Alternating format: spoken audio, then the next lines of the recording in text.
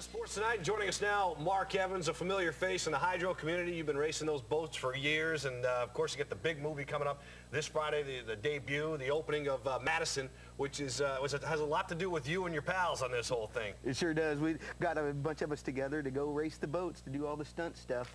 We tried to show the actors how to drive these things. There's just no way possible, so we went out and did all the stunts, and they made a movie. Yeah, and Jim Caviezel, of course, one of the actors you're alluding to, not to slam Jim at all, but I mean, getting in a hydro for anybody, I believe, is pretty tough. It was. In fact, some of the scenes afterwards that we saw, he was just so surprised at the noise and just the feel of the boat and how violent it really was. And he just got a lot of respect for boat racers, and it just really woke him up to the racing world and the trials and tribulations of it. You know, what I found interesting about this movie is that you guys shot this thing in '99 and 2000. Here we are in '05. You finally gets released. Someone finally picks it up. Right. We waited for years. In fact, a lot of us at the museum started getting kind of discouraged, wondering if it was going to come out. It was in the can, so to speak. So, but it's finally out, coming out this Friday, and it just looks great. John Cougar Mellencamp does the voiceover and narration, and a lot of neat people in there, and it's just a cool movie. Yeah, you got the Indiana boy helping you out there. Yeah, yeah. And listen, tell us a little bit about what this movie is about, just in a nutshell. Give us the premise of the movie. Well, it's based in 1971 when Jim McCormick won the Gold Cup out at Madison, Indiana, and it's so unique because the Madison, Indiana folks own this boat. It's a small town. They finally got the Gold Cup race in their town, and they had to do cook-offs and bake-offs to try to raise the money.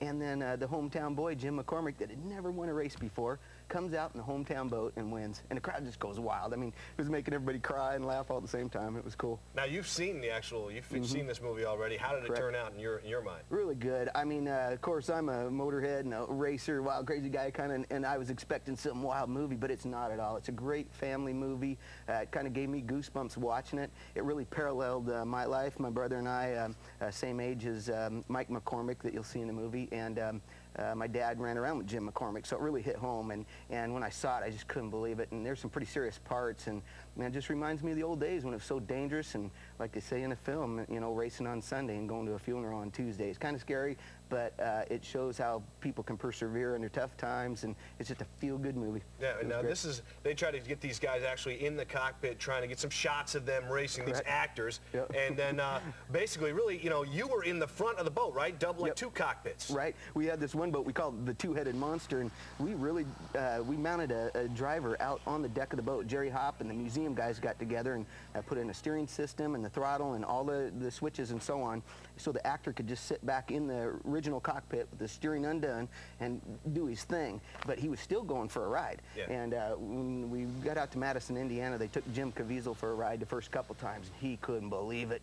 And when they were talking about trying to get him to drive the boat, I'm thinking, oh man, because you got to almost spit out your gum when you go to start the darn things because they're so hard to start. And he came back and said, man, this is tough. So we, the museum guys rigged up that cockpit, and my brother and I took it for a spin, and it was just neat. It'd almost be like driving your car, you know, out on the hood and having some actor back there, but it was part of Hollywood, and it was great education for all of us, and turned out great. It's kind of cool for you back in, you know, shooting this thing in '99, 2000, to see it finally come to fruition. They finally get out there. Yep. What a great feeling for you. It sure is, and especially right now when unlimited boat racing's kind of down. You know, we've had a tough time the last few years, and Mr. Garbrecht just passed away recently, and Ken Muscatel and a lot of the group is trying to get boat racing built back up, and this maybe will give us a little boost, and I'm ready for it.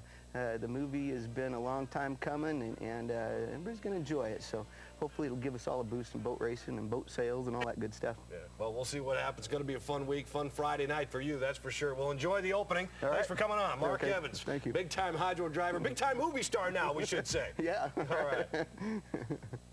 And let's not forget a special program near and dear to Mark Evans. In fact, his wife, Elaine Gordon, started it. It's called Made for Life, and it benefits patients battling breast cancer. It's a real nice service. It'll clean your house, and all the proceeds will benefit breast cancer efforts. For more information, you can call 425-868-5091. That's 425-868-5091.